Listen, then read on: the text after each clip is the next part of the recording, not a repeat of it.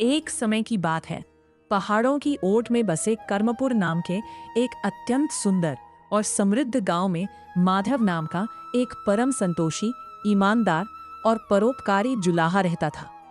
माधव दिन रात अपने पुराने करखे पर सूत काटता, प्रभु का सिमरन करता और अपनी मेहनत की गाढ़ी कमाई का एक बहुत बड़ा हिस्सा भूखे पशु पक्षियों, अनाथ बच्चों और बीमार बुजुर्गों की सेवा में बिना किसी ढिंढोरे के चुपचाप समर्पित कर देता था।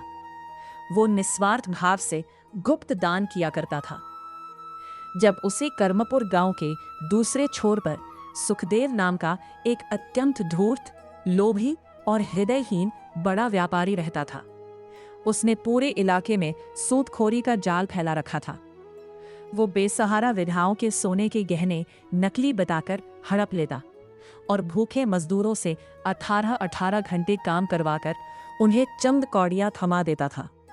लेकिन समाज की आंखों में धूल झोंकने के लिए वो हर साल अपनी हवेली के सामने सोने के छत्र चढ़ाता और बड़े बड़े 56 भोग के भंडारों का आयोजन करता था, ताकि खुद को बहुत बड़ा धर्मात्मा और ईश्वर का परम भक्त घोषित कर सके। सुखदेव का पाप का घड़ा दिन प्रतिदिन भरता जा रहा था। एक दिन उसने गांव की पब्लिक गौशाला की जमीन पर अपने लठैतों के बल पर कब्जा कर लिया और वहां तड़प रही बीमार गायों को डंडे मार मार कर भगा दिया, ताकि वो वहां एक बहुत बड़ा विलासिता का गोदाम बना सके। जब माधव ने इस घोर पाप का विरोध किया तो सुखदेव ने मद में चूर होकर माधव के करघे को तुड़वा दिया और उसकी कुटिया में आग लगवा दी। लेकिन माधव विचलित नहीं हुआ और प्रतिशोध की अग्नि में जलने के बजाय उसने ईश्वर के न्याय पर अटूट भरोसा रखा। वो गांव के बाहर एक पीपल के पेड़ के नीचे बैठ गया और फटे कपड़ों में भी प्रभु की महिमा का गान करने लगा। साथ ही वहां से गुजरने वाले हर प्यासे राहगीर को अपने हाथ से घड़े का ठंडा पानी पिलाने की सेवा में जुट गया। पर विधाता का न्याय तो देखिए, जिस रात सुखदेव ने माधव का करघा तोड़ा था, उसी रात माधव को पीपल के पेड़ की जड़ों की सफाई करते समय मिट्टी के भीतर दबा हुआ एक पुराना तांबे का कलश मिला। उसमें प्राचीन काल के बहुमूल्य रत्न और दुर्लभ जड़ी बूटियों के बीज थे। माधव ने उन रत्नों से अपने लिए कोई महल नहीं बनाया, बल्कि गांव के निर्धन बच्चों के लिए एक भव्य पाठशाला और बीमार मवेशियों के लिए एक बहुत बड़ा चिकित्सालय बनवा दिया। इससे आसपास के 50 गांव के लोग माधव को साक्षात देवदूत मानने लगे। ये देखकर सुखदेव का अहंकार और भड़क उठा। उसने माधव को नीचा दिखाने के लिए बनारस के कपटी तांत्रिकों को बुलाकर अपनी हवेली में एक गुप्त शत्रुनाशक अनुष्ठान शुरू करवा दिया, ताकि वो माधव को पूरी तरह बर्बाद कर सके। इसी बीच समय का चक्र घूमा और कर्मपुर गांव पर एक ऐसी भयानक महामारी और प्राकृतिक आपदा का कहर टूटा जिसकी किसी ने कल्पना भी नहीं की थी। आसमान में जहरीली धुंध छा गई, कुओं का पानी कड़वा और विषैला हो गया। पूरे गांव के लोग एक अज्ञात और जानलेवा संक्रामक रोग की चपेट में आकर तड़पने लगे। इस हाहाकार के बीच सुखदेव ने अपनी इंसानियत का अंतिम कतरा भी बेच दिया। उसने अपनी हवेली के मजबूत लोहे के दरवाजों को बंद कर लिया और अपने तहखानों में छिपाकर रखी हुई जीवन रक्षक औषधियों और शुद्ध जल को 100 गुना अधिक दाम पर बेचने लगा। उसने तड़पते हुए माता पिता से उनके बच्चों की जान बचाने के बदले उनके जमीनों के कागजात और माताओं के मंगलसूत्र तक अपने नाम लिखवा लिए। सुखदेव की तिजोरियां तो भर गईं और वहां हवेली के झरोखे से लाशों का धुआं देखकर अट्टहास करने लगा। लेकिन दूसरी तरफ माधव ने इस संकट में अपनी जान की बाजी लगा दी। उसने कलश से मिले उन दुर्लभ बीजों से एक चमत्कारी दिव्य काढ़ा तैयार किया।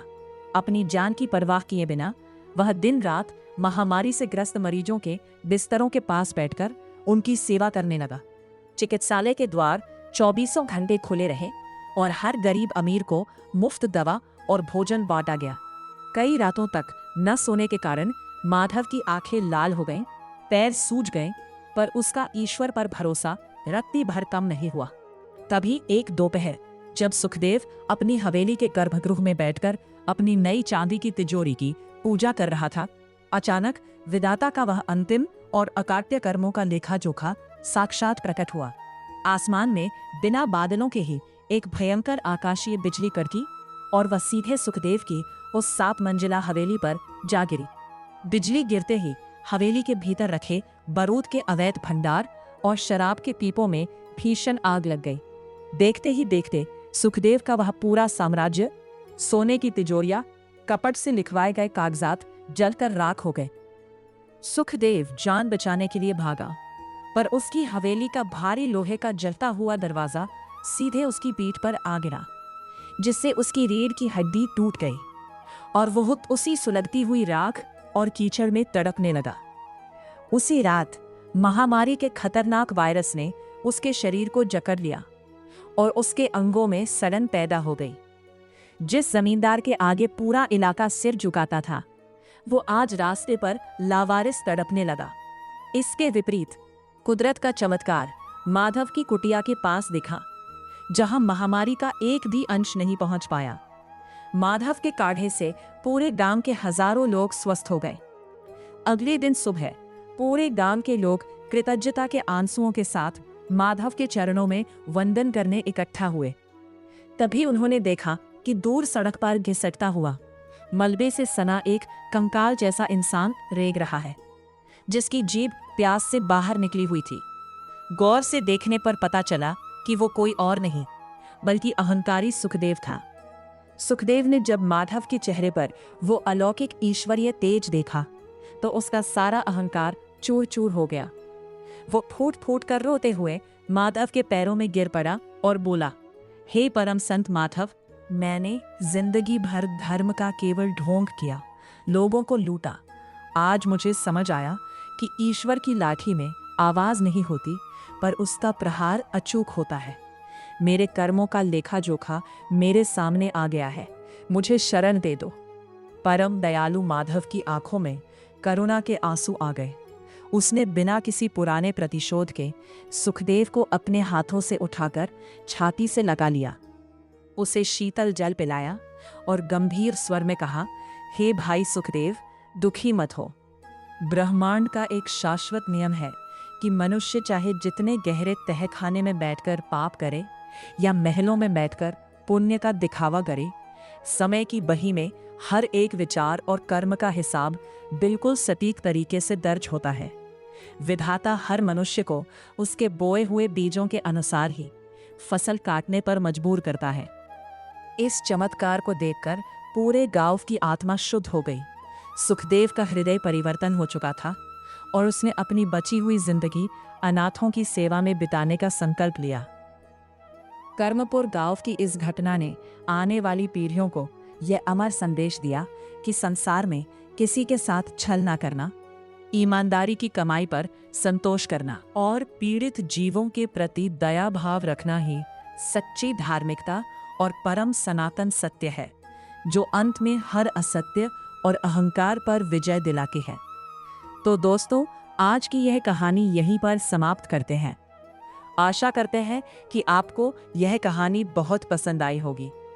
अगर कहानी अच्छी लगी हो तो इसे ज़्यादा से ज़्यादा लोगों तक शेयर करें, वीडियो को लाइक करें और ऐसी ही ज्ञानवर्धक कहानियाँ सुनने के लिए हमारे चैनल को सब्सक्राइब ज़रूर कर लें।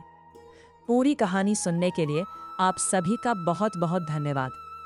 मिलते हैं अगली कहानी में, तब तक के लिए धन्यवाद। नमस्कार, राधे राधे।